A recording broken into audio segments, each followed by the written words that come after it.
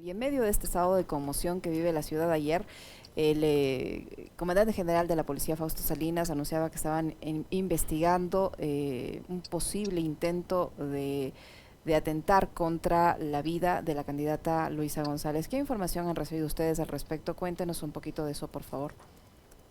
Hola Alexis Liceni, un gusto, buenos días, un saludo a la audiencia de la radio en la provincia y a nivel nacional. Parto disculpándome por la informalidad del auto, pero estoy trasladándome a otro punto de la provincia justamente para cumplir actividades a mí encomendadas. Y bueno, en adelante quisiera hacer un par de puntualizaciones alrededor de lo que decía el invitado previo, alrededor de las responsabilidades en seguridad y de la ley de extinción de dominio que ya existe y que, digamos, estaba en tratamiento una reforma presentada por la Fiscalía, que tuvo varias observaciones, no solo de la Revolución Ciudadana, sino de otras bancadas, pero bueno, lo podemos puntualizar más adelante. Alrededor de lo dicho, en efecto, el día de ayer cumplimos agenda con la candidata, con nuestra compañera Luisa González, en Cayambe, y estuvimos, digamos, es muy feo, muy impactante en general, al menos a quienes hemos hecho campañas a nivel nacional y demás. Es muy impactante tener gente del GOE con fusil en mano alrededor nuestro. Y da cuenta de lo grave de la crisis y sobre todo de la vulnerabilidad de la gente alrededor. Es decir, cuando pasa algo, se activa el dispositivo de seguridad y el riesgo es generalizado. Y en ese sentido, en efecto, supimos de la alerta y de la información que se había levantado. eh, y si bien en este momento es pan nuestro de cada día, también es y tenemos en nuestras manos la posibilidad de que deje de serlo, de dejar de despertarnos cada día con un nuevo atentado o con un nuevo carro reventado en algún lado. Y en ese sentido, me parece que también el énfasis alrededor de lo que se requiere y de la exigencia del electorado, no tanto en el debate o en lo que se consume en redes sociales, sino la exigencia alrededor de ver quién propone una salida real ante eso, quién propone una salida real ante la posibilidad de vivir tranquilos otra vez, de qué forma, cuánto tiempo nos va a tomar.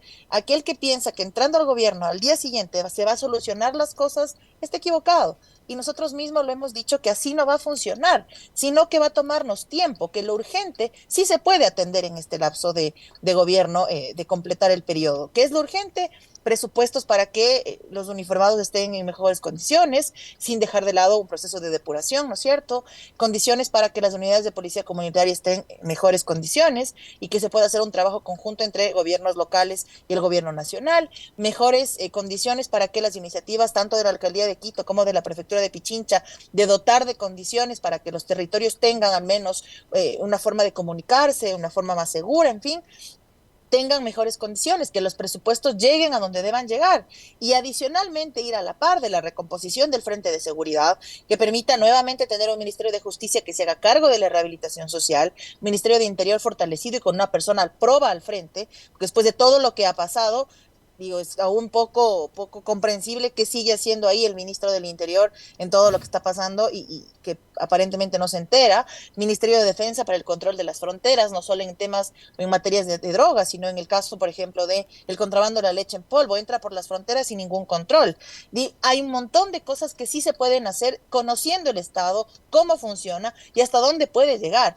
Y por eso es tan necesaria entonces también la elección del próximo 15 de octubre entre dos visiones completamente distintas de país, donde nuestra tranquilidad y nuestra paz esté en juego ese día de la votación. ¿Cómo está, Gisela? Qué gusto saludarle.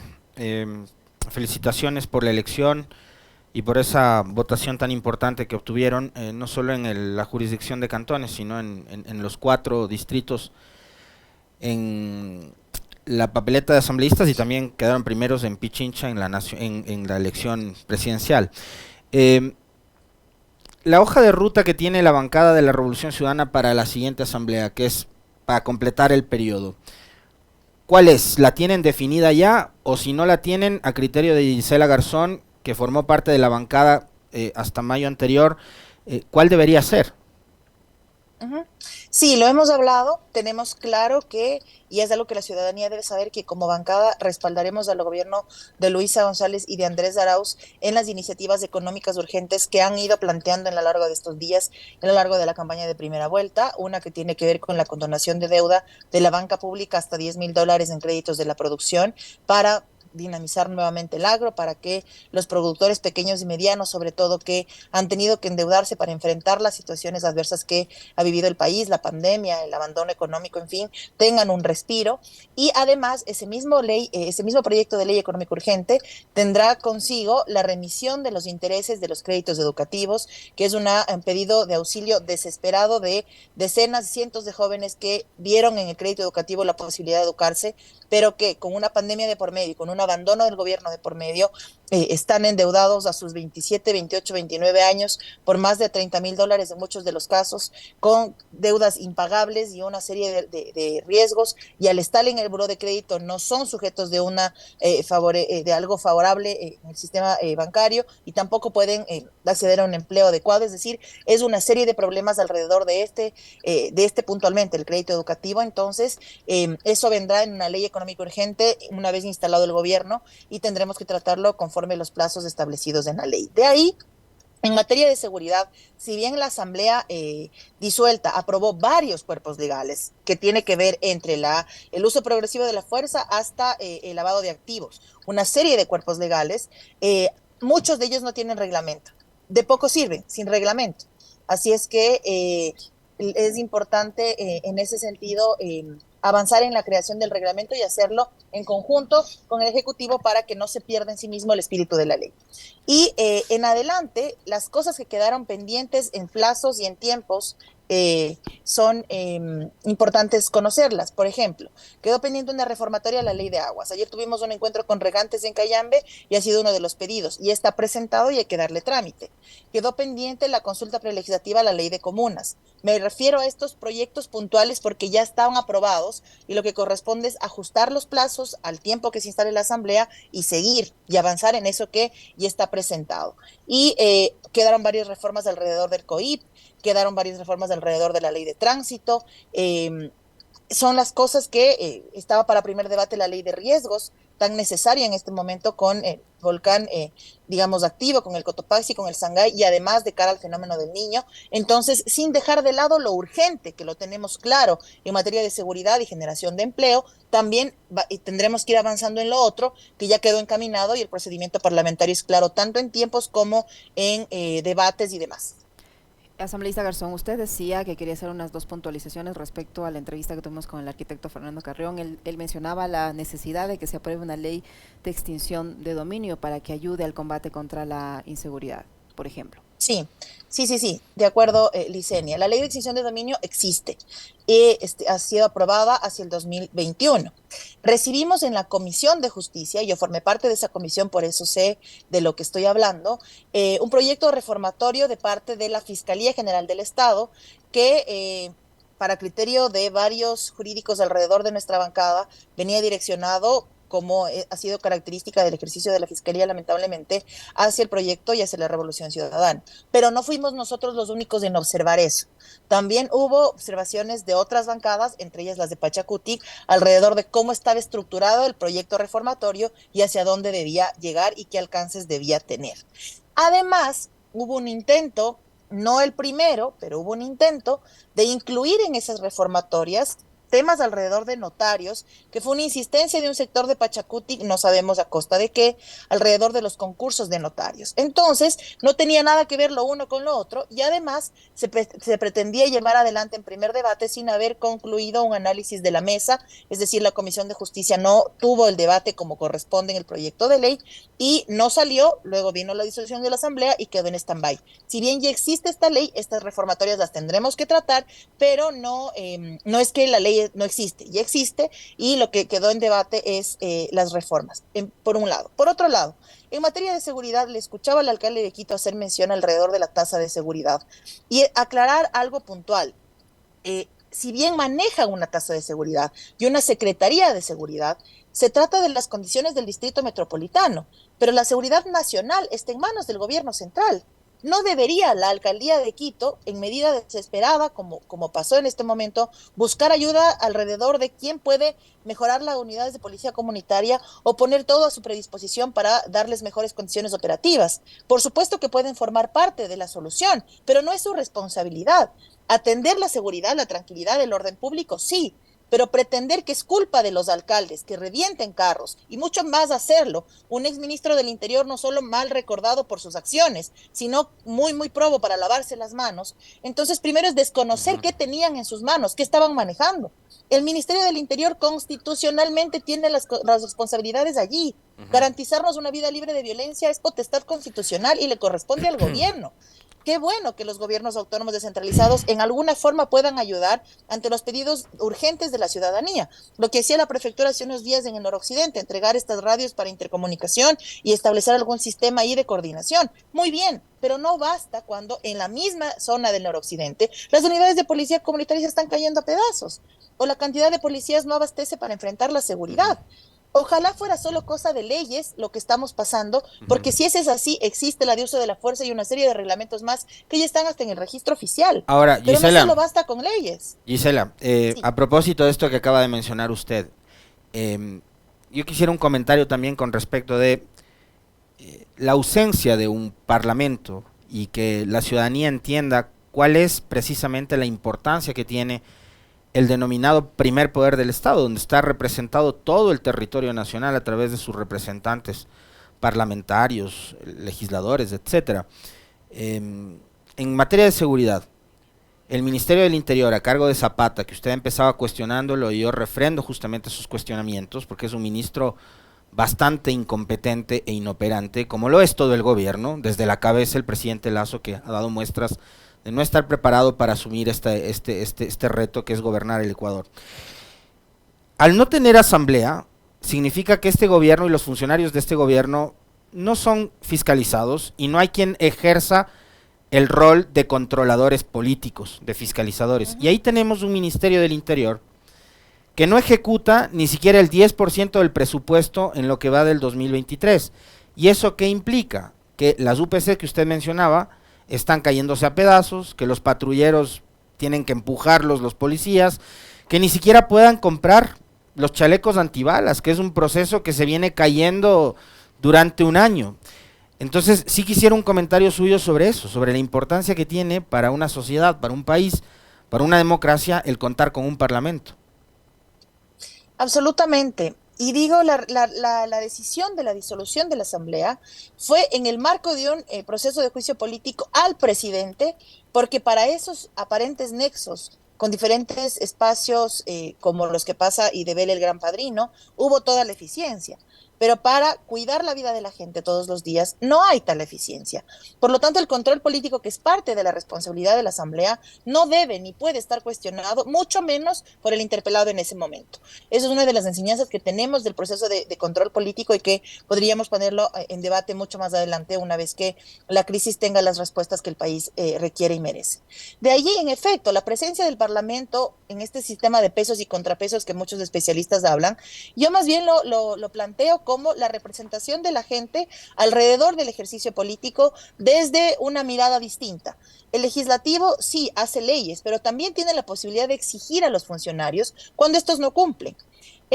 Teníamos en las mesas de la comisión, en las diferentes comisiones, perdón, en las mesas de la Asamblea, cuando faltaba algo alrededor del agro, el ministro tenía que ir a responder. Cuando faltaba algo alrededor del sistema de riesgos, tenía que estar allí los secretarios del caso. Cuando estaban en disputa predios y demás, estaba Inmobiliar, o lo llamábamos Inmobiliar. Cuando se requería atención en violencia de género, llamábamos al Consejo de la Judicatura y de la Fiscalía. Es decir, al menos de alguna forma ejercíamos cierta presión para que se den respuestas al trabajo de los funcionarios.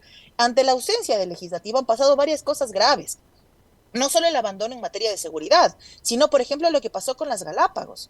Es una cosa espeluznante, nuestro patrimonio natural en manos de quien piensa que es suyo y que lo puede vender al precio del mejor postor, o en las cosas que están pasando alrededor de la seguridad, las explosiones y tal, o las necesidades en cada uno de nuestros territorios. Sigue pendiente, por ejemplo, el puente sobre el Río Blanco, a pesar de que nosotros como Asamblea hicimos en un primer momento un ejercicio de fiscalización en coordinación con las compañeras de Santo Domingo, Esmeraldas y yo, en el caso de la zona de Puerto Quito. Avanzamos en eso, pero no pudimos exigir más porque ya no estamos. Claro que la Asamblea o un sector de la Asamblea tiene deudas con el país, porque no nos vamos a olvidar el arranque nefasto del anterior periodo. En esta alianza de momento entre la bancada de gobierno con Pachacuti y otras, que nos dio una presidencia, digamos, vergonzosa y que escondió procesos de fiscalización como el del ex ministro de Finanzas Richard Martínez, incumpliendo la Constitución siendo funcionario en un banco internacional. Entonces, esas cosas y estas alianzas que se hacían a conveniencia, por supuesto que le afectaron a la Asamblea Nacional, más las propias falencias administrativas, de comunicación y demás. Pero existimos ahí una bancada que primero nunca se vendió, que luego se mantuvo firme y que entendió el rol que juega desde la Asamblea Nacional, que es con la gente, en defensa de la gente, pero y en contra siempre de quien vulnere esos derechos. Pero también, Gisela, ha sido una bancada y su organización política han sido señaladas por el gobierno de ser narcopolíticos. En el contexto de la consulta popular de febrero les acusaron de muchas cosas. Yo quiero también un comentario suyo por lo que está viviendo el país, por las denuncias que se han hecho públicas en los últimos días, no solo por el periodista del medio digital La Posta, sino también por los policías que investigaron el informe León de Troya y que hoy temen por sus vidas y las de sus familias. Este es un gobierno que acusó de narcotraficantes a la Revolución Ciudadana, a la CONAIE en el contexto de las protestas de junio, y que hoy todas esas acusaciones que lanzaron sin ton ni son, sin pruebas, sin argumentos, hoy les están regresando de una forma realmente escandalosa, y hoy el país está escandalizado porque no es solo que las acusaciones les están volviendo al señor Lasso, a sus ministros, a su gobierno, a su propio banco, sino que además está acompañado de unos eventos de terror como los que hemos vivido en Quito, en Machala, en Napo, en Cuenca durante los últimos días. Sí, sabíamos que en algún momento esto se iba a revertir cuando fundamentalmente empezó la investigación del Gran Padrino y empezamos a conocer en el desarrollo de las mesas de fiscalización el fondo mismo de lo que estaba pasando. Cuando Verde Soto llega y nos dice que conocía el tema pero que no le dejaron profundizar, cuando ese informe por arte de magia desaparece, cuando cambia el informe borrador de la Contraloría respecto a Amazonas Tankers y Flopec frente al informe final, había una escalada deliberada y decidida de parte de el gobierno de utilizar estos espacios de poder, entregárselos ni siquiera a alguien que es un funcionario que puede dar algún tipo de responsabilidad más adelante, sino entregárselos al cuñado y hacer esto alrededor de el ejercicio mismo de la presidencia. No fuimos nosotros como Revolución Ciudadana quienes expusimos el caso del Gran Padrino. Fue un sector de la prensa, y de un sector de la prensa que con nosotros ha sido no solo injusto, sino mentiroso recurrentemente, y que ahora ha tenido que, lamentablemente, digo, porque no es que me alegro la persecución que están viviendo los periodistas de La Posta, ni de ningún otro medio digital, ni de ningún otro medio de comunicación. Y aquí le he dicho también con claridad, mi rechazo absoluto a todo lo que tiene que enfrentar Radio Pichincha por agarrar una postura y por enfrentar el momento que estamos viviendo con esta, como lo hace. Pero este otro medio, que en algún momento fue, digamos, cercano al gobierno y tal, ahora ha tenido que enfrentar esto otro que decían que hacía la Revolución Ciudadana. Y nada más falso que eso. Es que en esa época se asustaban cuando Correa rompió un periódico. Pues. O el otro día alguien me dijo, pero es que mira lo que tuitea Correa, así, con lo peligroso que es un tuit, a que en comparación te manden a matar. O que tengas que salir del país por estos riesgos que implican el ejercicio de la profesión. Yo soy comunicadora social. Entiendo que una investigación, cuando topa fibras sensibles, es un riesgo. Pero sé también que el Estado, no porque a mí me parezca, sino porque las convenciones de derechos humanos, los tratados internacionales así lo dicen, tiene que garantizar la seguridad de quienes hacen este ejercicio periodístico. Por lo tanto, cuando el gobierno se ve involucrado en esto y cuando ya hay serias dudas alrededor de espacios de las fuerzas del orden, y cuando ya vemos lo que pasa en las cárceles, no es que está entrando pues a las cárceles un invisible, una vincha, está entrando un fusil. Hay algo de fondo y Luisa González lo ha dicho, es necesaria una depuración y hay que hacerlo con fuerza, con voluntad política y con la decisión y la determinación de que efectivamente regrese la tranquilidad a la vida de la gente. En serio, no vía decretos de excepción firmados para 60 días que no sirven para nada, o un tuit extremadamente largo diciendo que están haciendo bien las cosas y que es una respuesta a su excelente trabajo, porque viven en una especie de mundo paralelo donde solo ellos creen que están actuando bien. Entonces, es indispensable que haya verdad y que haya reparación, no reparación económica, sino reparaciones a cientos de familias que están perdiendo un hijo, un padre, un amigo, un hermano todos los días. esté en la condición en la que esté, porque ahora ya ni siquiera importa la condición económica, los pasa a cualquiera, pasa al que sea. Y Ujú, además, ahí me permito topar algo que me han preguntado en otras entrevistas y que le ujú. escuchaba al compañero Rafael hace unos días y estoy de acuerdo. ¿Se puede reactivar el proceso de juicio político? Sí. Procedimentalmente hablando, sí, porque la sesión fue suspendida. Ujú. Pero más allá de una disputa política, me parece que es algo mínimo que la ciudadanía tiene que saber. Alguien tiene que responder y ese alguien se llama Guillermo Lazo. Alguien tiene Ujú. que responder por mantener ministros incompetentes y ese alguien se llama Guillermo Lazo. Es que ni siquiera se le puede echar la culpa a Borrero porque no lo vemos, no lo vemos nunca, no sabemos dónde está, qué hace, qué no hace, ni se siente su ausencia. Pero hay un Ujú. presidente que deliberadamente mantiene esta clase de ministros, que deliberadamente en el peor momento de crisis de seguridad no le parece mejor idea ponerse una gorra y tomarse una foto.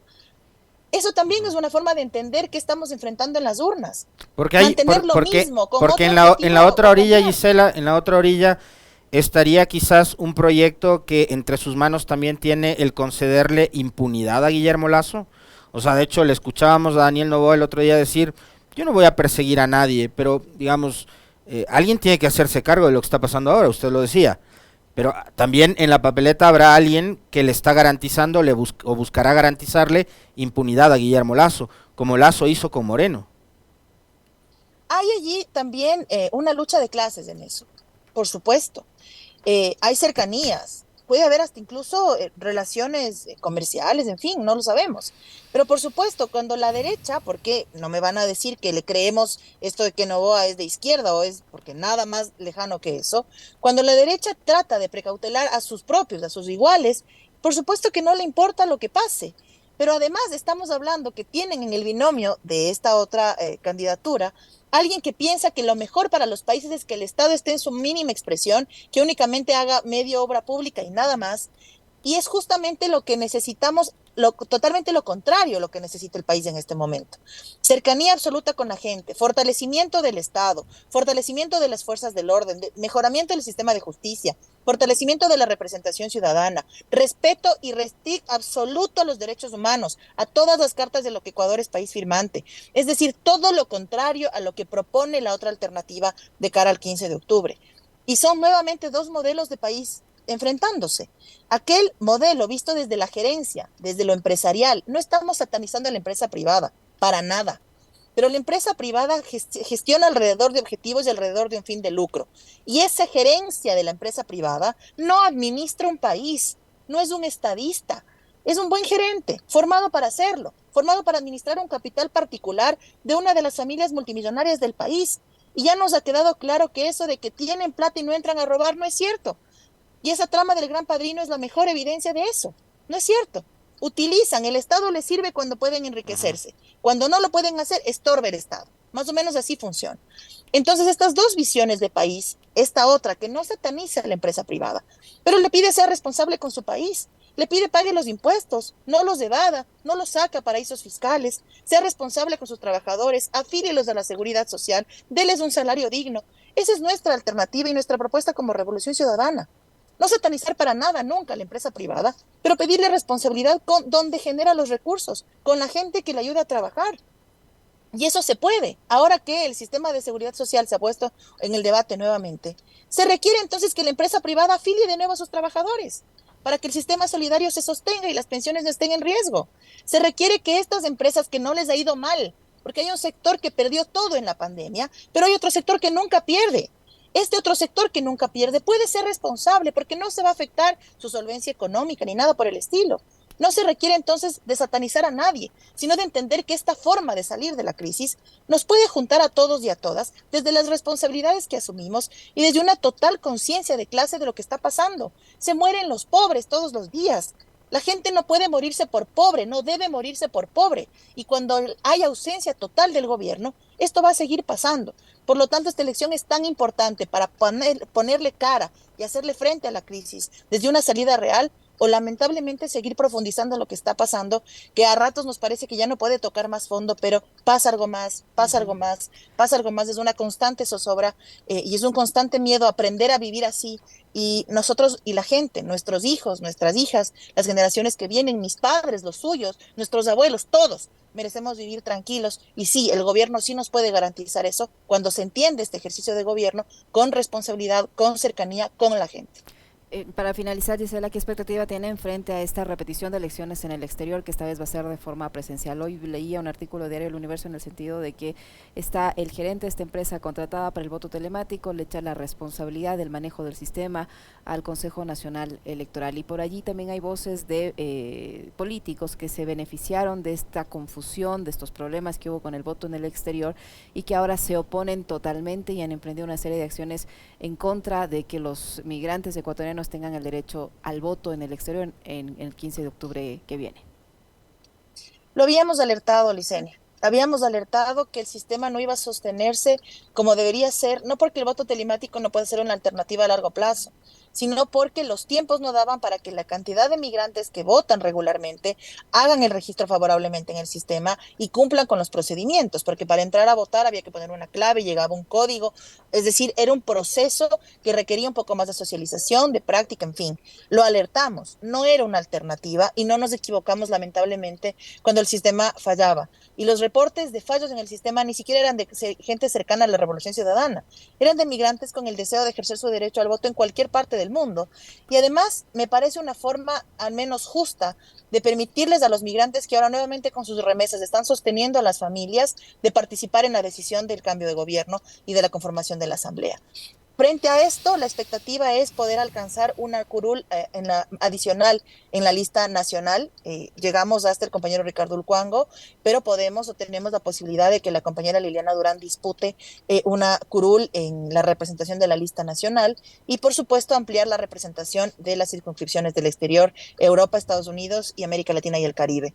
Así es que es necesario además porque es una posibilidad de exigir aquellos derechos que la comunidad migrante lamentablemente ha visto negados para ellos. El alza de los precios en los consulados para hacer los trámites, o la ausencia de estos consulados porque sobre pretexto de achicar el Estado había que cerrar consulados en diferentes, o cerraron pues, consulados en diferentes zonas del mundo. Y esa es la forma de exigir también de parte de la representación de los asambleístas del exterior. Siempre están presentes en este tema. La participación de nuestros compañeros en la Comisión de Relaciones Internacionales alrededor de lo que está pasando en la selva del Darién, por ejemplo, da cuenta que efectivamente sirve una representación de migrantes y que no solo la requieren por derecho, sino por un mínimo de agradecimiento, porque nuevamente, a causa del mismo gobernante, a causa del mismo político, nuestra gente ha tenido que salir del país. Así es que no les podemos quitar ni les deben quitar a los migrantes la posibilidad de mantenerse cerca de su patria, al menos ejerciendo el voto en esta elección. Que salga todo bien, que no se cometan los mismos errores, que haya una coordinación adecuada con los consulados y con la Cancillería. Es lo mínimo que la comunidad migrante espera y estaremos también vigilantes de eso.